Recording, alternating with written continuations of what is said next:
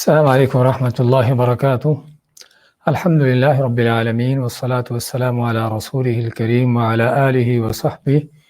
ومن سار على نهجه إلى يوم الدين وسلم تسليما كثيرا. أما بعد، ہم نے سابقہ درس سورہ یاسین کی آیت نمبر 13 سے شروع کیا تھا، جس میں اللہ تعالیٰ کا فرمان ہے وَاضْرِبْ لَهُمْ مَثَلًا أَصْحَابَ الْقَرْيَةِ إِذْ جَاءَهَا الْمُرْسَلُونَ، اور ان کو مثال دو بستی والوں کی کہ جب ان کے پاس آئے بھیجے ہوئے رسول. تو ان کے لیے سے مراد یعنی قریش کو، آپ کے زمانے کے کافر و مشرکوں کو، کہ مثال دو بستی والوں کی کہ جس طرح یہ اللہ کے نبی کو جھٹلا رہے ہیں ایسے انہوں نے بھی جھٹلایا، اور جیسے ان کا انجام ہوا تھا ان بستی والوں کا، ایسا ہی انجام ان کا بھی ہو سکتا ہے جس کی انہیں فکر ہونی چاہیے. اب یہ بستی کون سی ہے، کہاں پر واقع ہے، اور یہ ان کی طرف آنے والے رسول کون تھے، کس زمانے کے تھے،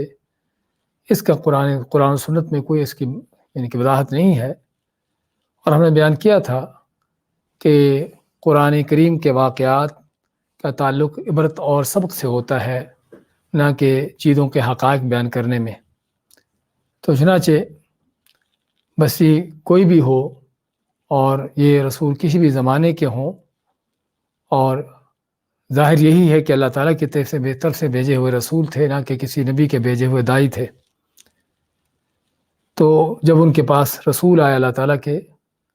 اذ ارسلنا الیہم اثنین، اللہ تعالیٰ ماتا ہے کہ جب بھیجے ہم نے ان کی طرف دو رسول بھیجے، فکذبوہما، تو انہوں نے ان دونوں کو جھٹلایا، یعنی بستی والوں نے ان دونوں کو جھٹلایا. فعززنا بثالث، تو ہم نے ان کی تائید مدد کی تیسرے سے. فقالوا انا الیکم مرسلون، تو کہا رسولوں نے کہ بے شک ہم تمہاری طرف بھیجے ہوئے رسول ہیں. تو جس میں بیان ہوا اس بات کا کہ اللہ تعالیٰ بعض اوقات کسی ایک کی جگہ پر ایک سے زیادہ رسول بھی ایک ہی وقت میں بھیجتا رہا ہے، اور یہ اللہ تعالیٰ کی حکمتیں ہیں کہ چاہے تو آپ صلی اللہ علیہ وسلم کے زمانے سے قیامت تک کے لیے صرف آپ ہی کو رسول اور نبی بنا دے پوری دنیا، پوری لوگوں کے لیے، اور چاہے تو ایک بستی کے لوگوں کے لیے بھی 3 رسول بھیج دے. یہ سبھی اللہ تعالیٰ کے اختیارات ہیں، اس کی حکمتیں ہیں. اور اس میں اس بات کا بیان بھی تھا کہ دعوت کے میدان میں جس قدر دعوت دینے والوں کی کثرت ہو، زیادہ ہو، اسی قدر اس کے اثر بھی زیادہ ہونے کے امکان ہوتے ہیں. قالوا ما انتم الا بشر مثلنا وما انزل الرحمن من شيء ان انتم الا تكذبون. آگے سے قوم کا جواب کیا تھا کہ تم نہیں ہو مگر ہمارے جیسے ہی بشر انسان. ہاں، یہ وہ سب سے بڑا مرض ہے کہ جو قدیم زمانوں سے لے کر جاہلوں کو، اس طرح کے گمراہوں کو رہا ہے کہ اللہ کے نبیوں کو جھٹلانا اس لیے کیونکہ وہ بشر ہیں. اور آج کے بھی ان کے پیروکار، ان کے پیچھے چلنے والے، ان کا فلسفہ بھی یہی ہے کہ نبی جو ہے وہ بشر نہیں ہو سکتا. تو نبیوں کی بشریت کا یعنی کہ یہ مسئلہ جو ہے، یہی سابقہ زمانوں کے کافر و مشرکوں کو نبوت کے ایمان کی طرف آنے سے روکتا رہا ہے، اور آج بھی حقیقت میں اسی مسئلے میں جو ہے الجھ کر بہت سے لوگ گمراہ ہو رہے ہیں، قرآن و سنت کو کس انداز سے کھلے طور پر جھٹلا رہے ہیں. تو اللہ تعالیٰ نے یہاں پر بھی اور کسی دوسری جگہ پر بھی کافروں کے ایسے اعتراض کا جواب نہیں دیا کہ تم جن کو بشر کہہ رہے ہو بشر نہیں ہیں، بلکہ نبیوں نے، رسولوں نے خود کہا کہ ہم تمہارے جیسے ہی بشر ہیں، جس طرح کہ سورہ ابراہیم میں ہے.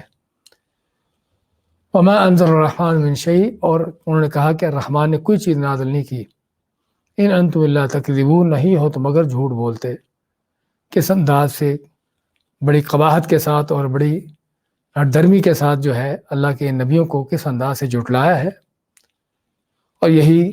اس طرح کے ہٹ درموں کا انداز ہوتا ہے. لیکن آگے سے اللہ کے بندوں کا داعی حق کا انداز کیا ہوتا ہے، کس طرح سے جواب دیتا ہے. اللہ فرماتا ہے قالوا ربنا یعلم انا الیکم لمرسلون. آگے سے تینوں رسول کہتے ہیں کہ ہمارا رب جانتا ہے کہ بے شک ہم تمہاری طرف لمرسلون، لام تاکید کے لیے کہ یقیناً رسول ہے،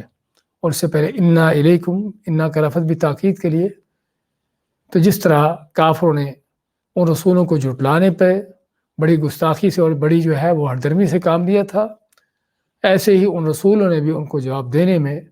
پوری تاکیدوں کے ساتھ جواب دیا کہ تم ہمیں جھوٹا کہہ رہے ہو، ہم جو کہہ رہے ہو کہو، لیکن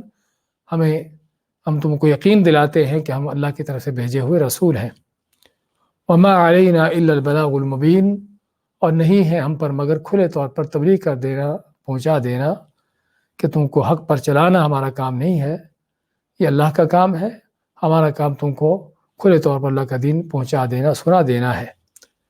اور البلاغ المبین میں اس بات کی تنبیہ ہے کہ داعی حق کو کس انداز سے لوگوں کو دعوت دیتے ہوئے، حق کی دعوت دینے کے لیے وضاحت کی ضرورت ہے، چیزوں کو کھل کر بیان کرنے کی ضرورت ہے،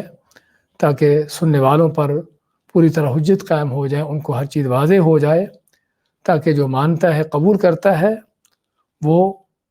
اس کو قبول کر لے، اور جو نہیں قبول کرتا تاکہ اس کو بھی واضح ہو جائے کہ وہ کس حق کو چھوڑ رہا ہے، اس کو رد کر رہا ہے۔ قالوا انا تطیرنا بکم لئن لم تنتهوا لنرجمنکم وليمسنکم منا عذاب علیم۔ ہمیشہ سے داعی حق کے دائیوں پر جو تہمتیں، الزام اور بہتان لگتے چلے آئے ہیں، تو ان رسولوں کے اوپر بھی اسی طرح سے کہ قوم نے کہا، بستی والوں نے کہا کہ ہماری طرف سے ہمیں تم سے نحوست پہنچی ہے، انا بے شک ہمیں تطیرنا بکم، ہم نے تم کو منحوس پایا ہے، یا ہمیں تم سے نحوست پہنچی ہے۔ اور یہ نحوست کیا تھی جس کو وہ نحوست کہہ رہے ہیں، جبکہ اللہ کے نبی تو قوموں کے لیے رحمت ہوتے ہیں، اور یہیں سے پتہ چلتا ہے کہ بدشگونی کا، نحوست کا یہ عقیدہ کہ جو ہر دور کے جاہلوں کا رہا ہے اور ہے آج بھی، یہ عقیدہ کس قدر باطل اور گمراہ ہے کہ وہ اللہ کے بندے، وہ ہستیاں کہ جو خیر کا مصدر ہوتی ہیں، جو بندوں قوموں کے لیے رحمتیں ہوتی ہیں، انہی کو نحوست کا ذریعہ سمجھ لیا جاتا ہے۔ تو بات کرنے لگے تھے کہ ان کے اوپر نحوست کے اپنی نبیوں کے آنے کو نحوست کیوں قرار دے رہے ہیں۔ اس کا ہم ذکر کیا تھا کہ جب اللہ کے نبی آتے ہیں، آ کر دعوت دیتے ہیں، اور آگے سے ان کے مخالفین، دشمن ان کی دعوت کو جھٹلاتے ہیں، ٹکراتے ہیں، تو پھر اللہ تعالیٰ کے ان پر عذاب پڑتے ہیں، طرح طرح کی ان پر آفتیں، مصیبتیں آتی ہیں، کہ تاکہ وہ لوگ اللہ کی دین سے روگردانی چھوڑ دے، سرکشی، بغاوت چھوڑ دے، اور دین کی طرف، دین حق کو قبول کر لے۔ تو لیکن جن کے دل دماغ پلٹے ہوتے ہیں، وہ بجائے کہ ان آفتوں، مصیبتوں سے کوئی درس حاصل کرنے سے، بلکہ اسی کو، ان کے اوپر آنے والی آفتوں، مصیبتوں کو جو ہے وہ داعی حق یا اللہ کے نبی اور رسولوں ہی کو منحوس قرار دے کر کہتے ہیں کہ ان کی وجہ سے ہم پر یہ نحوست پڑ رہی ہے۔ تو کہتے ہیں لئن لم تنتہوا لنرجمنکم۔ پھر اس کے بعد دھمکیوں پر اتر آتے ہیں کہ جو ہمیشہ سے اس طرح کے لوگوں کا انداز رہا ہے کہ جب کوئی دلیل حجت نہیں ہوتی اور دل کے میدان میں مار کھاتے ہیں اس طرح کے گمراہ کافر، تو پھر وہ مار داڑ پر اتر آتے ہیں۔ تو یہاں پر بھی کہتے ہیں کہ اگر تم باز نہ آئے اپنی اس دعوت سے، اپنی باتوں سے، لنرجمنکم، تو ہم یقیناً ضرور تمہیں رجم کریں گے، تمہیں سنسار کریں گے، پتھروں سے ماریں گے، وَلَيَمَسَّنَّكُم مِّنَّا عَذَابٌ عَلِيمٌ، اور یقیناً ضرور تمہیں پہنچے گا ہماری طرف سے دردناک عذاب۔ تو یہ ہے ہر زمانے کے اس طرح کے فرعونوں کا انداز کہ حق کے دائیوں کو جو ہے وہ کس انداز سے دھمکاتے ہیں، بلکہ ان کو طرح طرح کی اذیتیں دیتے ہیں، لیکن حق کے دائی جو ہیں وہ اپنے حق پر قائم رہتے ہیں۔ تو کہتے ہیں، آگے اللہ کے نبی رسول کہتے ہیں ان کو، قالوا طائرکم معکم، کہا انہوں نے کہ تمہاری نحوست، بدشگونی تمہارے اپنے ساتھ ہے، اور اپنے ساتھ ہونے کا معنی کہ تمہاری بدعمالیاں، تمہارے کفر، شرک جو ہے، اصل یہی سبب ہے تم پر یہ نحوستیں، یہ عذاب اور یہ مصیبتیں، آفتیں پڑنے کا۔ ان ذکرتم، کیا تم ان نصیحتوں کو سمجھتے ہو کہ تمہاری یہ نحوست ہے؟ اللہ تعالیٰ کی طرف سے آنے والی نصیحتوں کو تم نے نحوست بنا لیا ہے؟ کہاں تمہاری عقل؟ بل انتم قوم مسرفون، بلکہ تم خود ہی وہ قوم ہو کہ جو حدوں سے بڑے ہوئے نکلے ہوئے ہو۔ تو اپنے آپ کا جائزہ لو، اپنے گریبان میں جھانکو، نہ کہ ہم کو الزام دو یا ہماری نصیحتوں کو جو ہے برا جان کر ان کو اپنے لیے کسی طرح سے منحوس سمجھو۔ تو یہ تھی ہماری سابقہ آیتیں۔ اس کے بعد آگے کیا کہتے ہیں، اعوذ باللہ من الشیطان الرجیم، وجاء من اقصى المدینة رجل یسعى قال يا قوم اتبعوا المرسلين اتبعوا من لا يسألكم أجرا وهم مهتدون وما لي لا أعبد الذي فطرني وإليه ترجعون أأتخذ من دونه آلهة إن يردني الرحمن بضر لا تغني عني شفاعتهم شيئا ولا ينقذون إني إذا لفي ضلال مبين إني آمنت بربكم فاسمعون قيل ادخل الجنة قال يا ليت قومي يعلمون بما غفر لي ربي وجعلني من المكرمين وجاء من أقصى المدينة رجل يسعى اور آیا من اقصا کے معنی ہوتا ہے دور کا کنارہ، شہر کے دوسری طرف سے آیا، المدینہ شہر کے، رجل ایک آدمی، یسعى دوڑتا ہوا، قال کہا اس نے، یا قوم اے میری قوم، اتبعوا المرسلین پیروی کرو بھیجے ہوئے رسولوں کی، اتبعوا پیروی کرو ان کی، من لا یسألکم اجرا کہ جو تم سے کسی اجرت معاوضے کا مطالبہ نہیں کرتا، وہم مہتدون اور وہ ہدایت یافتہ بھی ہیں، وما لیا اور کیا ہے مجھے، لا اعبدو کہ میں عبادت نہ کروں، الذی فطرنی اس ذات کی جس نے مجھے پیدا کیا ہے، وإلیہ ترجعون اور اسی کی طرف تم کو بھی لوٹایا جانا ہے، اتخذ من دونہ آلہہ، اتخذ پہلا حمزہ کیا کے لیے، اتخذ کیا بنا لوں، کیا میں بنا لوں من دونہ اللہ کے سوا، آلہۃ معبود الہ، ان یردنی الرحمن ان اگر یردنی چاہے مجھے، اصل یردنی نون کے آگے یا ہے لیکن آگے لفظ کے ملنے کی وجہ سے یا کو گرا دیا گیا ہے، یردنی الرحمن کہ اگر رحمان چاہے مجھے، بدر ان کو نقصان دینا،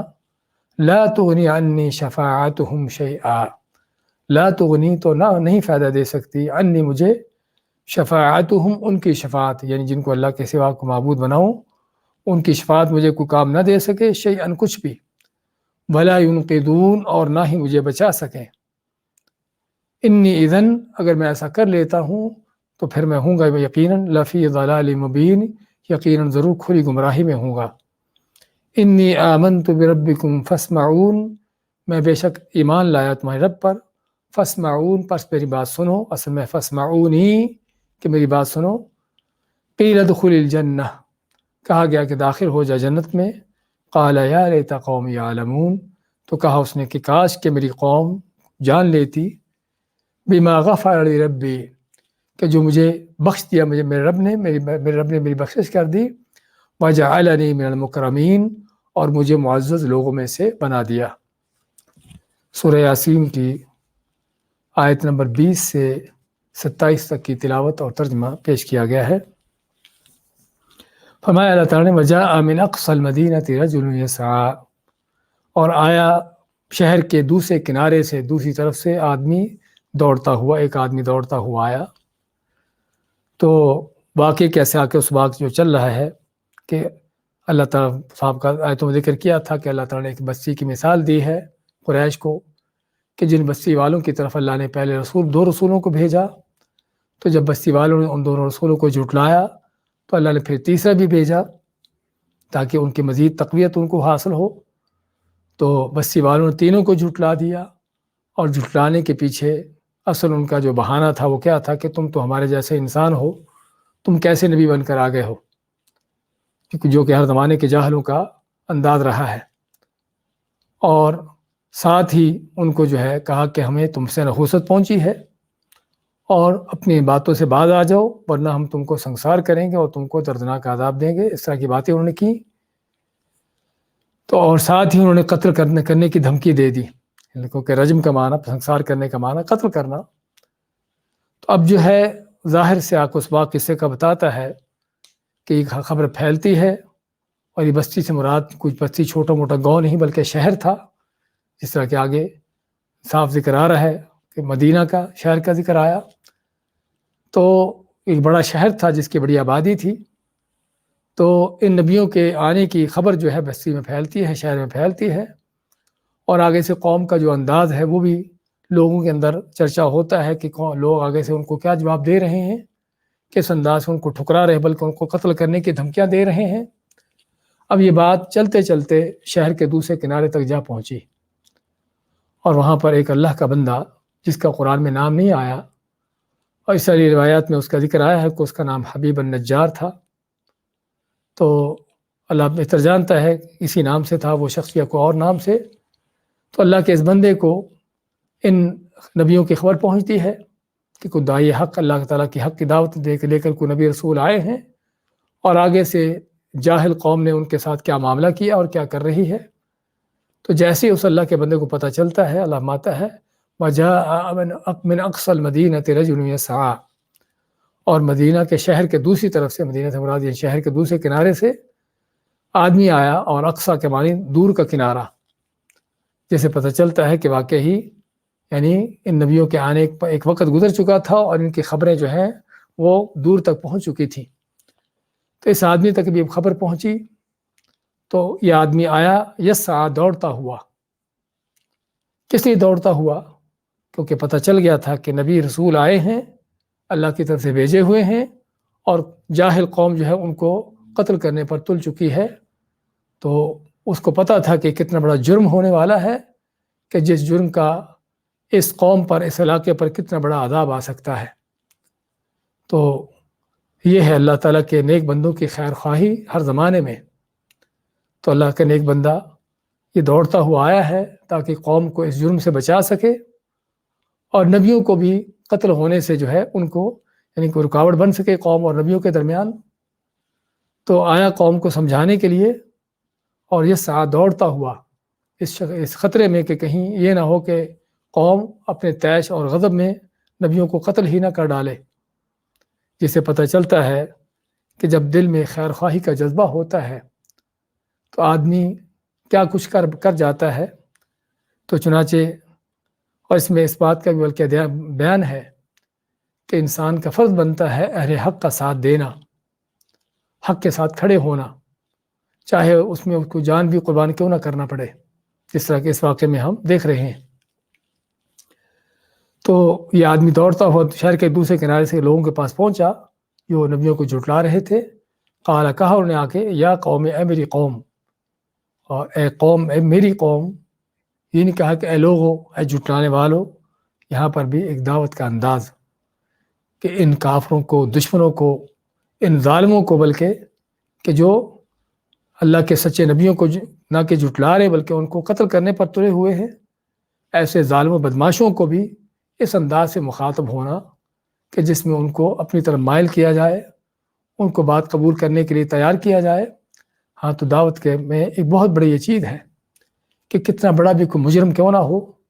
شرک و کفر کی کتنی بھی انتہا کو کیوں نہ پہنچا ہو، تب بھی جو ہے اس کو مخاطب کرتے ہوئے ایسا انداز اپنایا جائے کہ جس سے اس کو بات قبول کرنا آسان ہو۔ تو قالا، اسے کہا، یا قوم، میری قوم، اتبعوا المرسلین، اتباع کرو، پیروی کرو بھیجے ہوئے رسولوں کی۔ اتبعوا المرسلین، اور ان کو بھی رسولوں کا نام دے کر مزید تنبیہ کر دی کہ جن کو تم جھٹلا رہے ہو کوئی ایرے وغیرہ نہیں ہے، اللہ کے بھیجے ہوئے رسول ہیں۔ تم اپنا انجام دیکھو کہ اللہ کے رسولوں کو جھٹلا کر تمہارے ساتھ اللہ کیا کرنے والا ہے اور کیا کرے گا۔ اتبعوا المرسلین، اتباع کرو، پیروی کرو بھیجے ہوئے رسولوں کی۔ ایک تو ان کو رسول ہونے کا ان کو احساس دلایا کہ اللہ کے رسول ہیں، عام لوگ نہیں ہیں، ان کی حیثیت، ان کے مقام کو جانو اور ان کی بات مانو، اور اپنے انجام سے بھی متنبع ہو جاؤ کہ تمہارا انجام کیا ہو سکتا ہے اگر ان کو قتل کرتے ہو، ان پر زیادتی کرتے ہو۔ اور پھر مزید، اتبعوا من لا یسألکم اجرا وہم مہتدون، نہ کہ صرف ان کے رسول ہونے کا احساس دلایا بلکہ ساتھ یہ بھی بتایا کہ یہ آنے والے رسول کس قدر تمہارے خیر خواہ ہیں اور کس قدر ہدایت کی راہ پر ہیں۔ یعنی اگر تمہیں کوئی گمراہ آدمی، کوئی غلط آدمی کو آ کے باتیں بتاتا ہے تو تمہارا حق بنتا ہے اس کو جھٹلانا، اس کو ٹھکرانا، اس پر ہاتھ اٹھانا، لیکن یہ وہ عظیم ہستیاں کہ جو اللہ کے بھیجے ہوئے ہیں اور تمہاری خیر خواہی کے لیے آئے ہیں، اپنا ان کا کوئی مفاد مقصد نہیں ہے، بلکہ صرف اور صرف جو ہے وہ تمہاری خیر خواہی کے لیے، تمہاری ہدایت کے لیے آئے ہیں۔ وہ محتدون، خود بھی ہدایت یافتہ ہے، خود بھی ہدایت پر ہیں۔ تو ایسے لوگوں کی تو عزت و احترام ہونا چاہیے، ان کی بات ماننا چاہیے، ان کی اتباع اطاعت کرنا چاہیے، نہ کہ ان کی مخالفت کرو، نہ کہ ان کو قتل کرنے کے درپے ہو جاؤ۔ تو یہ ہے حقیقت میں داعی حق کا انداز، کہ جس کے دل میں خیر خواہی ہوتی ہے لوگوں کے لیے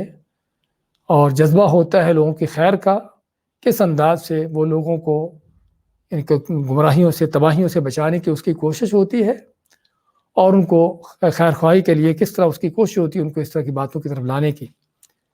تو ان نبیوں کی اتباع کروانے کے لیے، ان کی پیچھے چلانے کے لیے اس نے کیا کیا، یعنی کہ الفاظ استعمال کیے، کیا انداز اختیار کیا کہ واقعی اگر کوئی غور سے ان چیزوں پر توجہ دے لے، کان دھر لے، تو پتہ چل جائے کہ واقعی ایسی دعوت دینے والوں کو ماننا چاہیے، نہ کہ جھٹلانا چاہیے۔ ایک تو اللہ کے بھیجے ہوئے ہیں، دوسرا لا یسألکم اجرا، کہ تم سے کسی اجرت معاوضے کا مطالبہ نہیں کرتے، ان کا کوئی ذاتی غرض مقصد نہیں ہے کہ جو ہر نبی کا انداز رہا ہے، بلکہ ہر داعی حق کا انداز ہوتا ہے کہ اس کو مدعوؤں سے، جن کو دعوت دیتے ہیں، ان سے کسی طرح کی غرض نہیں ہوتی سوائے اس بات کے کہ وہ حق کی دعوت قبول کر لے۔ نبی کریم علیہ السلام اور آپ سے پہلے انبیاء، سورہ شعراء میں اللہ نے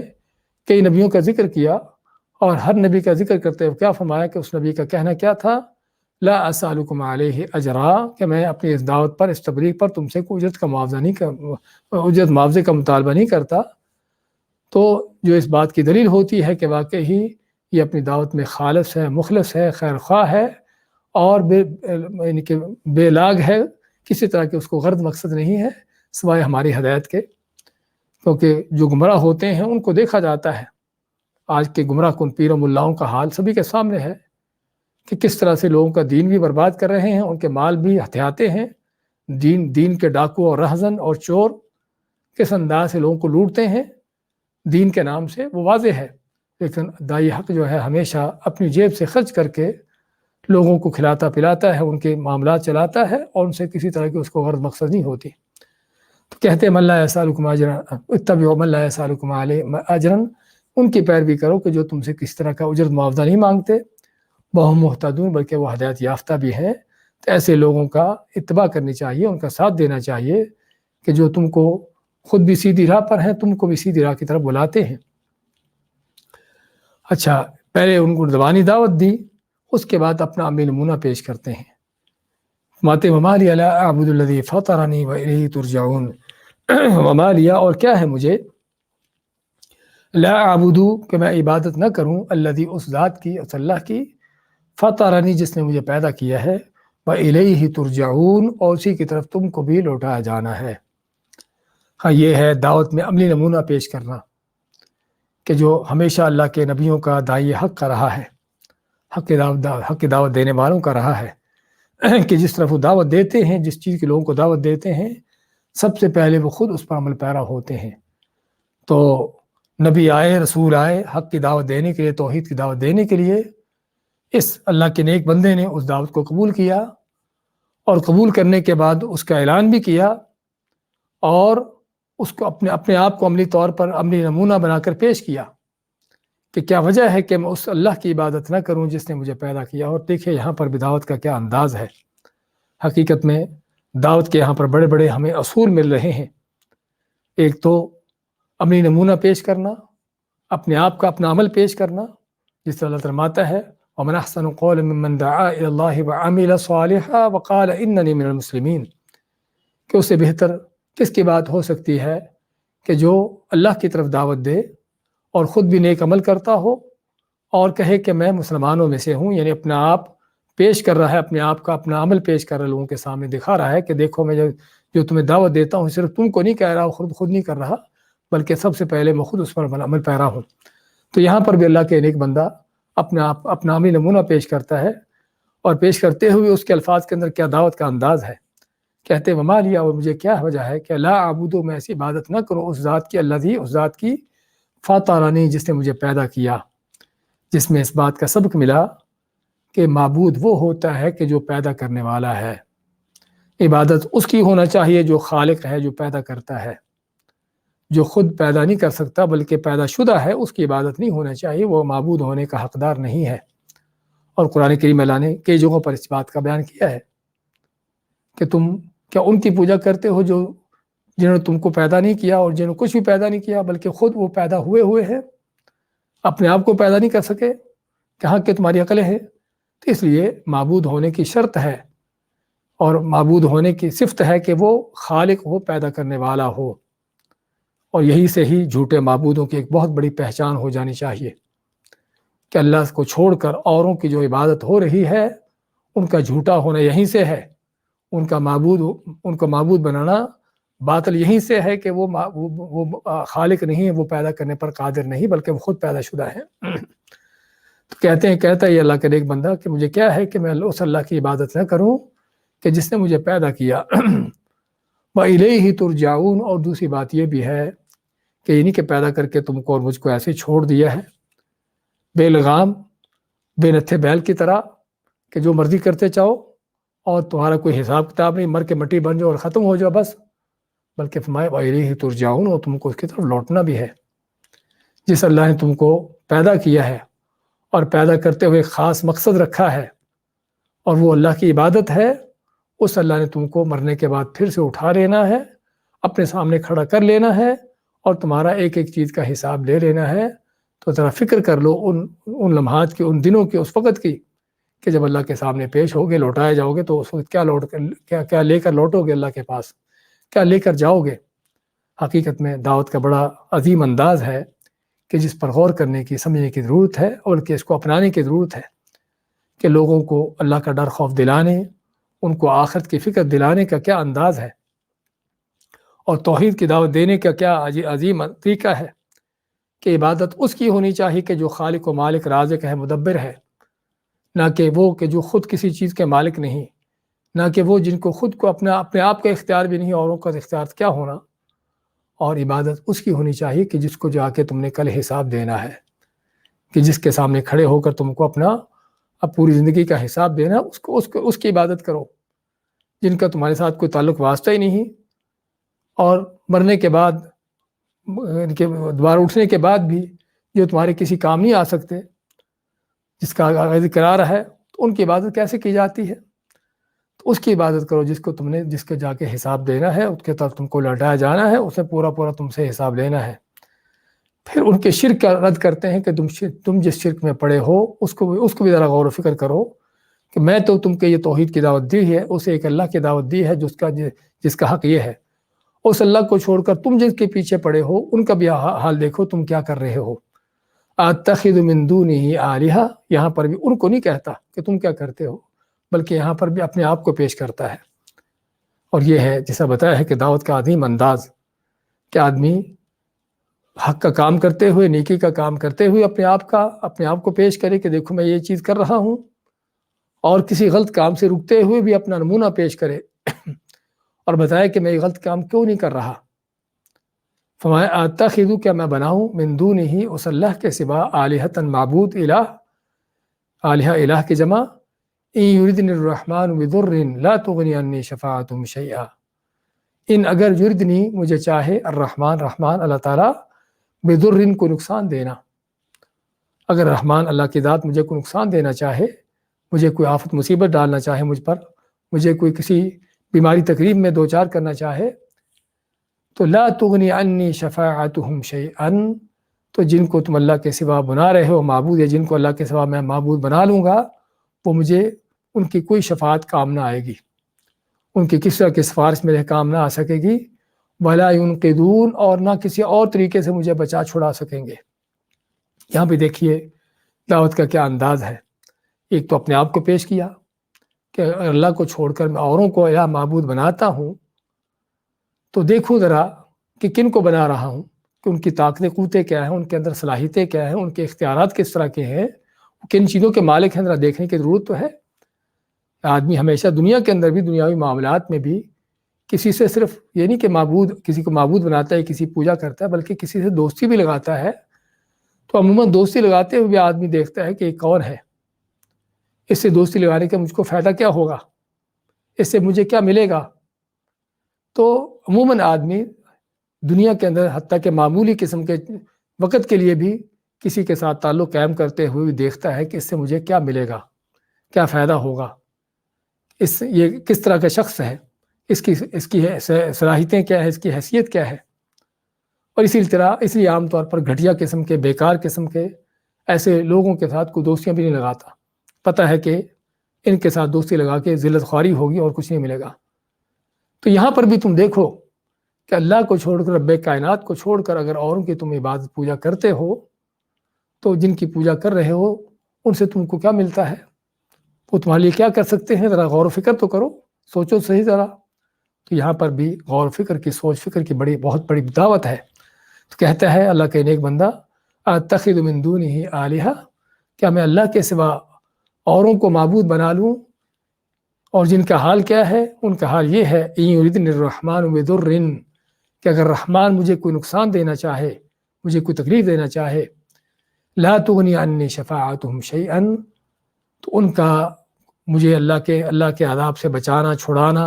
اللہ کے مقابلے میں کھڑے ہو کر کوئی کام کرنا تو دور کی بات ہے، بلکہ شفاعت، سفارش کہ جو بڑی ہی کمزور انداز کی ہوتی ہے، وہ بھی کوئی کسی کے سفارش میں کام نہ آ سکے گی، کیونکہ شفاعت، سفارش کا بھی ہم جس طرح اصول پڑھتے چلے آئے ہیں، اس کا اصول بھی یہی ہے کہ وہ اللہ تعالیٰ کے ہاتھ میں ہے، اس کے اختیار میں ہے، اس کے اذن، اس کے حکم سے ہے کہ جس کو چاہے گا شفاعت کی اجازت دے گا، اور جس کے لیے چاہے گا اس کو یہ اجازت دے گا۔ وہ ہم پر یہ نہیں کہ جو جس کو چاہے پکڑے اور اس کو اٹھا کر جنت میں ڈال دے، اللہ سے چھڑا لے، بچا لے، ایسا نہیں ہے جس طرح کے بعض جاہلوں نے تصور کیا ہوا ہے۔ تو یہ اس سے پتہ چلتا ہے کہ اللہ کے اس نیک بندے کو دین کا علم تھا، ہاں جانتا تھا حقائق کو، اور یہی وہ چیز ہے کہ جو انسان کو گمراہیوں سے بچاتی ہے، اللہ کے توفیق کے بعد، کہ انسان کے پاس حقائق کا علم ہو، دین کا علم ہو، حقیقتوں کو سمجھتا ہو، کفر و ایمان کی حقیقتوں کو جانتا ہو، اللہ کو اور اللہ کے سوا اوروں کی جو پوجا کی جاتی ہے ان کے اندر فرق کو پہچانتا ہو کہ اللہ کون ہے اور اللہ کے مد مقابل جن کو کھڑا کیا جاتا ہے وہ کون ہے، اللہ کی کیا قدرتیں ہیں، کیا عظمتیں ہیں، کیا کبریائی ہے، اور اللہ کے مقابلے میں جن کو معبود بنایا جاتا ہے وہ کس قدر عاجز، کمزور، اور ان کے بالکل کچھ نہ کرنے پر، یعنی ان کی کسی طرح کی کوئی صلاحیت، قدرت نہیں ہے۔ تو یہ وہ علم ہے کہ جو انسان کو حقیقت میں اس طرح کی گمراہیوں کے اس سے بچاتا ہے۔ تو اللہ کا نیک بندہ کہتا ہے کہ اگر رحمان مجھے کسی نقصان تکلیف میں دینا چاہے، پکڑنا چاہے، لا تغنی عنی شفاعتہم شیئا، تو ان کا اللہ کے مقابلے میں کھڑا ہونا، کوئی زور چلانا تو دور کی باتیں، بلکہ کسی کی سفارش بھی میرے کام نہ آئے گی۔ کوئی اللہ کے ہاں شفاعت کرنے پر بھی اس بات کی جرت بھی نہیں کر سکے گا کہ مجھے بچا لے، مجھے چھڑا لے، بلا ينقذون، اور نہ ہی کسی اور طور طریقے سے مجھے چھڑانے کی ان کے پاس کوئی قوت، طاقت ہو کہ اللہ کا مقابلہ کر کے کوئی مجھے چھڑانے، کوئی ایسا کام بھی نہیں ہوگا، بلکہ رب کائنات وہ ذات ہے کہ جس کو کوئی لا یعجزون، جس کو کوئی عاجز نہیں کر سکتا۔ تو یہ اللہ تعالیٰ، اور یہاں پر اس کا یہ کہنا یردنی الرحمن، یہ نہیں کہا کہ اللہ کا نام یردنی اللہ، اللہ تعالیٰ، تو یہاں پر رحمان کا لفظ، رحمان کے نام لینا، اس میں بڑی حکمت ہے کہ جس میں اس بات کا بیان ہے کہ جس اللہ کی میں عبادت کر رہا ہوں، جس اللہ پر میں ایمان لایا، وہ تو بڑا رحمان ہے، بڑا مہربان ہے، بڑی رحمتوں کا مالک ہے، اور رحمتیں کر بھی رہا ہے مجھ پر بھی اور پوری کائنات پر کر رہا ہے۔ لیکن اس اللہ کو چھوڑ کر اگر اوروں کو میں اپنا معبود بناتا ہوں تو ان کا حال یہ ہے کہ کوئی میرے کسی کام بھی نہیں آ سکتا، کوئی مجھے نہ بچا سکتا ہے، نہ چھوڑا سکتا ہے، نہ اور مجھے کسی کام آ سکتا ہے۔ تو پھر انی اذا لفی ضلال مبین، اگر میں ایسا کر لیتا ہوں، اس رحمان کو چھوڑ کر، اس رحیم کو چھوڑ کر، اس مہربان ذات کو چھوڑ کر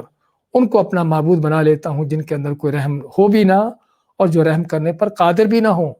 جن کے اندر کوئی رحم کرنے کا اختیار بھی نہ ہو، تو ان کو معبود بنا دیتا ہوں۔ اگر ایسا کر لیتا ہوں، انی اذا لفی ضلال مبین، اگر میں ایسا کر لیتا ہوں، میں پھر کھلی گمراہی میں ہوں گا۔ یہاں پر بھی اپنے آپ ہی کو پیش کر رہا ہے کہ اگر میں گمراہ ہوتا ہوں تو گمراہ ہو کر کیا کرتا ہوں، کس طرح، یعنی کہ اگر اللہ کے سوا اوروں کو معبود بنا لیتا ہوں کہ تو کس قدر بڑی کھلی گمراہی میں جا پڑتا ہوں۔ اور یہاں پر اس بات کا بھی بیان ہوا کہ توحید ہی ہدایت ہے، وہی نجات کا رستہ ہے، اور اس توحید کے خلاف اللہ کے مد مقابل اوروں کو اپنے معبود بنا لینا، ان کی پوجا عبادت کر لینا ہی کھلی گمراہی ہے۔ لفی ضلال مبین، لام کے ساتھ تاکید بھی آ گئی، تو اس سے پہلے انی بھی آ گئی، انا کے ساتھ بھی تاکیدوں کے ساتھ کہ یقیناً ضرور اگر میں ایسا کر لیتا ہوں، اللہ کے سوا اوروں کو معبود بنا لیتا ہوں، تو کھلی گمراہی میں جا پڑوں گا۔ انی آمنت بربکم فاسمعون، کہتا ہے کہ میں تمہارے رب پر ایمان لے آیا، فاسمعونی، پس میری بات سنو۔ یہاں پر بھی اپنے ایمان کا اعلان کرتا ہے، لیکن یہاں پر کیا کہتا ہے؟ انی آمنت بربکم فاسمعون۔ یہاں پر ممکن ہے کہ اس کا خطاب اب قوم سے ہٹ کر رسولوں کی طرف ہو گیا ہو، کہ رسولوں کو مخاطب کر کے کہتا ہو کہ اگر تم کو یہ مانتے نہیں مانتے، میں تم پر ایمان لاتا ہوں، تمہارے رب پر ایمان لایا ہوں، تاکہ رسولوں کی حوصلہ افزائی ہو۔ اور کوئی شک نہیں کہ داعی حق کی حوصلہ افزائی کرنا چاہیے، الفاظ سے بھی اور کردار سے بھی، اقوال و اعمال سے، ہر لحاظ سے۔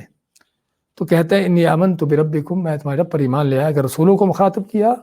اور ممکن ہے کہ خطاب چونکہ قوم کو چل رہا تھا، تو یہ خطاب بھی قوم ہی کو ہو کہ میں تمہارے رب پر ایمان لایا، تو جس میں اس کا قوم کو اللہ پر ایمان لانے کا دعوت دینے کا ایک اور انداز ہے، اور وہ کیا ہے کہ جس رب کی یہ رسول نبی دعوت دینے آئے ہیں، وہ تمہارا بھی رب ہے، میرا بھی رب ہے، ان کا بھی رب ہے، تو میں تمہارے اس رب پر ایمان لایا ہوں۔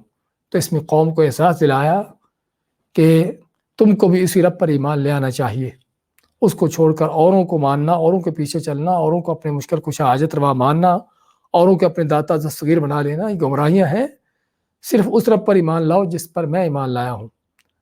فاسمعونی، پہ اس میری بات سنو، میں کیا کہتا ہوں، کس توحید کی تم کو دعوت دیتا ہوں